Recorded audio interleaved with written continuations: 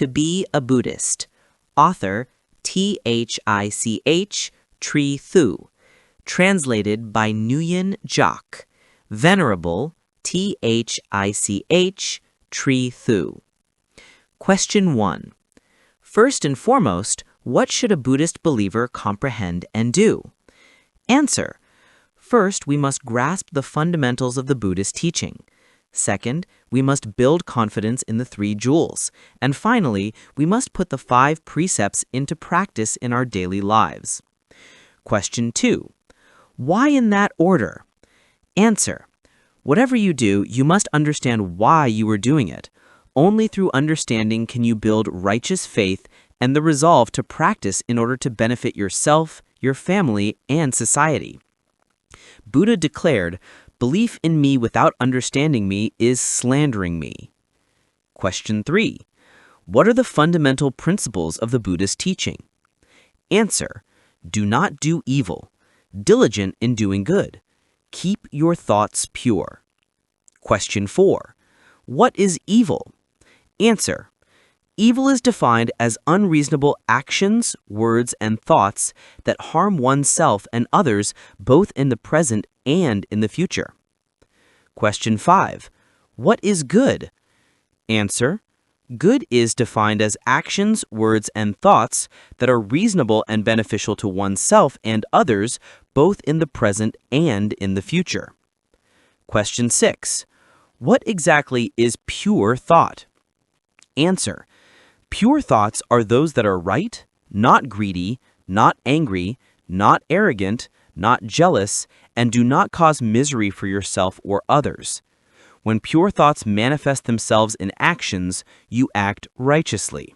When pure thoughts manifest themselves in words, you talk kindly, making your life and the lives of others serene, pleasant, and beautiful. Question 7. Is any religion or doctrine that promotes doing good and avoiding evil any different from Buddhism? Answer. Yes, that's right. But speaking is one thing and practicing it as said or not is another. That is, whether doing good or avoiding evil is logical or not, because if the proponent of a theory is not completely enlightened, that theory is far from flawless. Question 8. Where is the evidence that a theory is true and that practice is as correct as the theory? Answer. Just look at the life story of the founder of this religion and the history of its spread. Question 9. How did the Buddha live his life? Answer. The Buddha lived according to his teachings. It fits so perfectly that Western archaeology scholars, when first studying Buddhism, thought the Buddha was a mythical, not historical figure. Question 10. What about the missionary history of Buddhism? Answer. Buddhism has a very good missionary past, never causing harm to anyone, never going to war with anyone, and never having anything resembling a holy war. On the contrary, wherever Buddhism goes, there will be peace. Question 11. So, how should we conclude about Buddhism? Answer. The Buddha and his followers have spent nearly 26 years setting positive examples of doing good and avoiding evil. Question 12. What has made Buddhism so perfect? Answer. Because of the 3rd unique feature, keeping thoughts pure. Thoughts direct and guide actions. If thoughts are pure, actions must also be pure. Question 13. So, should Buddhism pay special attention to the role of thought? Answer. That's right. Many thousands of sutras and treatises that are currently being passed down all teach how to distinguish between righteous and perverted thought. The goal of the 84,000 Dharma gateways is to purify thoughts. 14. To accomplish the 3 main points above, what must be done first? One must begin with a righteous mind to believe in the 3 jewels, for the sutras say, faith is the source of the path, the mother of bliss. 15. What is righteous faith? The definition of righteous faith is believing in things that are truthful, logical, have practical advantages, and follow the law of cause and effect. That also means not believing in things that are ambiguous, irrational, and dangerous, such as incorrect belief in the devil and wrong theocracy. 16. What are the three jewels? Those are the three jewels: the Buddha, the Dharma, and the Sangha. Buddha is a transliteration of Sanskrit, referring to the sages who have been fully enlightened and thereby completely liberated from the cycle of birth and death. In Chinese, it means the person who has already attained enlightenment.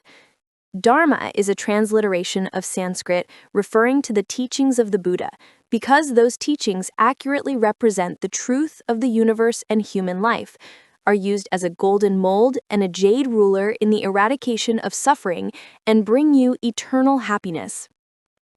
Sangha is a transliteration of Sanskrit referring to a group of 4 or more people who follow the Buddha's teachings and live in the spirit of 6 peaceful principles. In Chinese, it is called the harmony of assemblies. Buddha, Dharma, and Sangha are the goals that Buddhists must respect and depend on.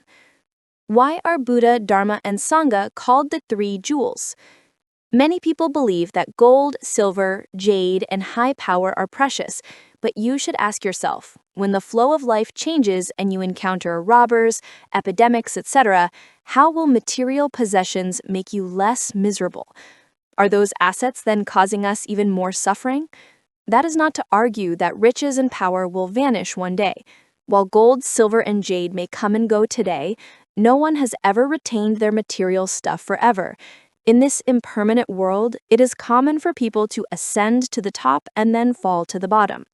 Only the Buddha, Dharma, and Sangha have the 4 attributes of permanence, bliss, self, and purity at all times.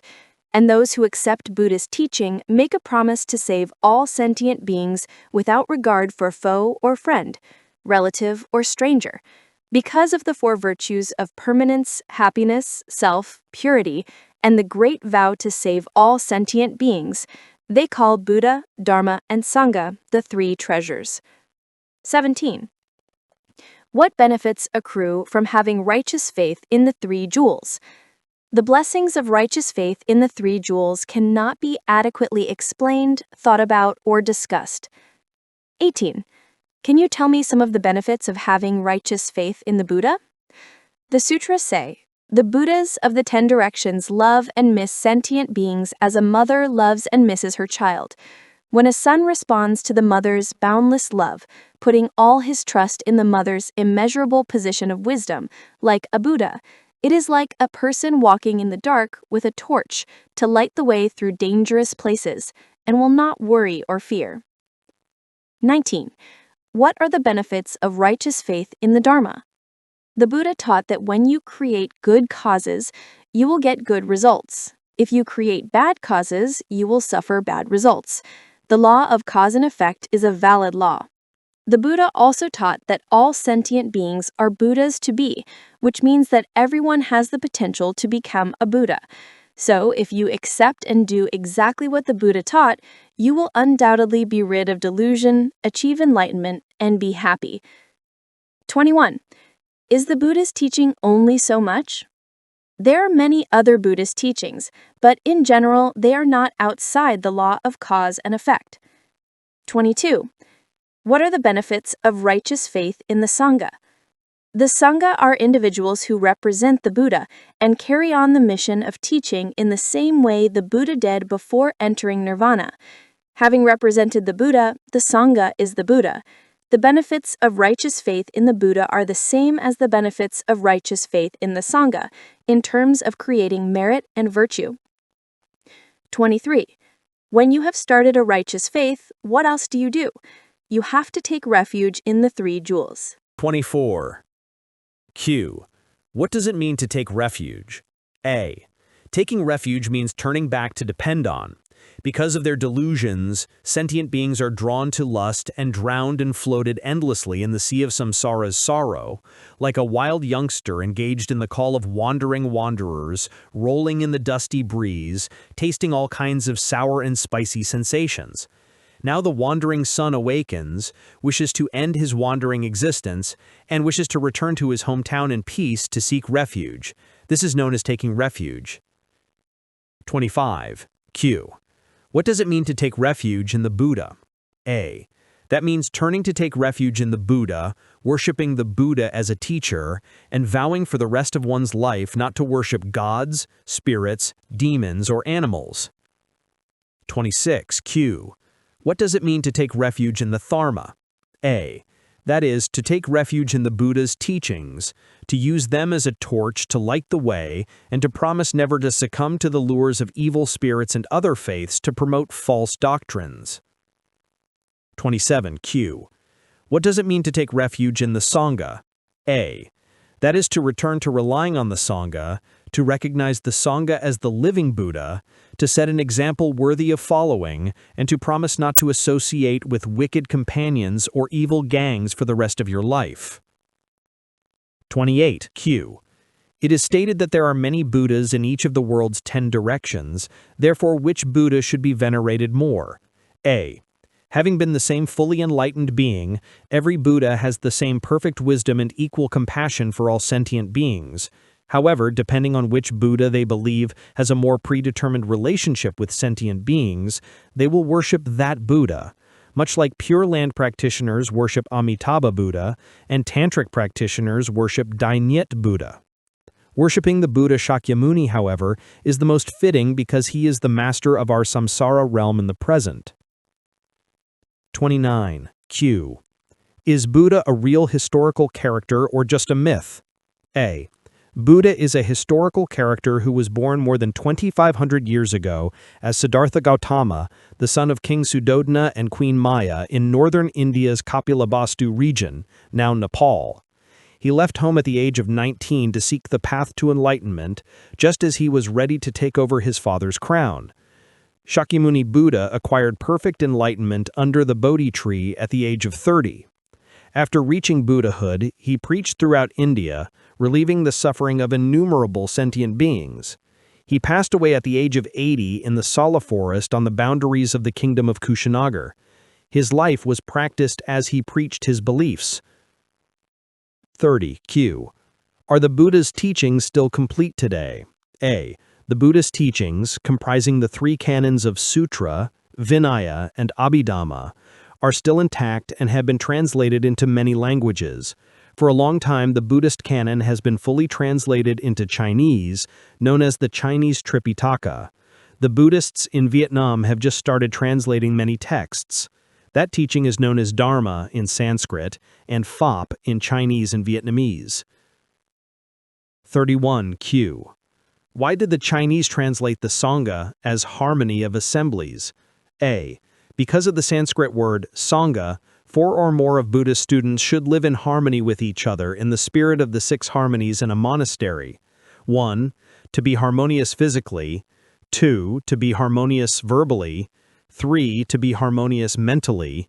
4. To be harmonious in the precepts that we keep.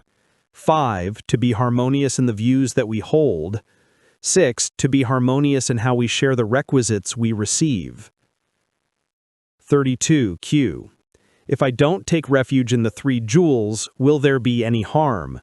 A. If you don't take refuge in the 3 jewels, there will be a lot of harm. First and foremost, you will not be able to get close to the Sangha in order to be taught the right way to practice. Second, you will not be able to learn and discriminate between good and wrong. After all, you won't be able to cultivate a positive relationship with the Buddha in order to be saved by the Buddha. According to the sutras, those who do not take refuge in the Buddha will perish in hell. Those who do not take refuge in the Dharma will perish in the world of the hungry ghosts, and those who do not take refuge in the Sangha will perish in the animal domain.